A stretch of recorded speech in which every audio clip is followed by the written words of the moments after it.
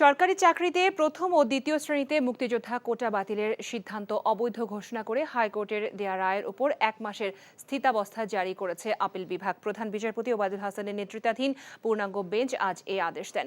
এর ফলে মুক্তিযোদ্ধা কোটা বাতিল করে ২০১৮ সালে জারি করা পরিপত্র বহাল থাকল। শিক্ষার্থীদের আন্দোলনের আগেই রাষ্ট্রপক্ষ হাইকোর্টের রায় স্থগিত চেয়ে আপিলে যায়। মঙ্গলবার ২ জন শিক্ষার্থী মামলায় পক্ষভুক্ত হয়ে হাইকোর্টের রায় স্থগিত চেয়ে আবেদন করেন। আজ আপিল বিভাগের পূর্ণাঙ্গ বেঞ্চে শুনানি শেষে হাইকোর্টের রায়ের উপর ১ মাসের স্থিতাবস্থা জারি করে আদালত। আগামী ৭ই আগস্ট রাষ্ট্র এবং পক্ষভুক্তকারীদের আবেদনের উপর পরবর্তী শুনানির জন্য দিন ধার্য করে আদালত।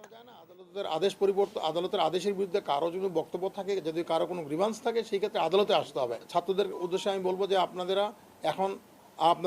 আর আন্দোলন করার কোনো যৌক্তিক কারণ নাই।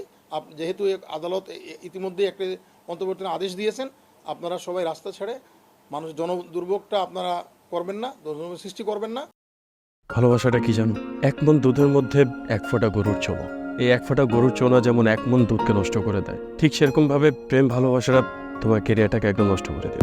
তোর জন্য কেন আমার এত টান, তুই ছাড়া কাঁদে আমার অবুঝ পরাণ।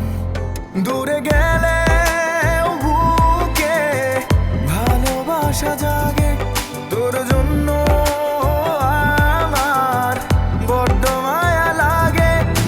তুমি আমার কাছে টাকা চাইতেছো, সেরকম আমারও তোমার কাছে একটা চাওয়া আছে। স্যার ইভেন এটাও বলছে যে আপনি নাকি পড়াশোনা ভালো মতো শেখান না।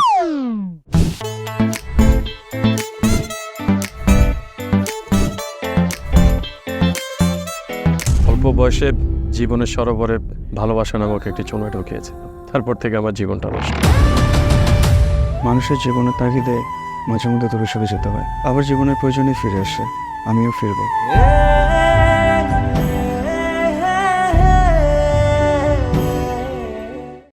এখন জন্ম সনদ দিয়ে খোলো বিকাশ স্টুডেন্ট অ্যাকাউন্ট। নিজের বিকাশ নিজে কর।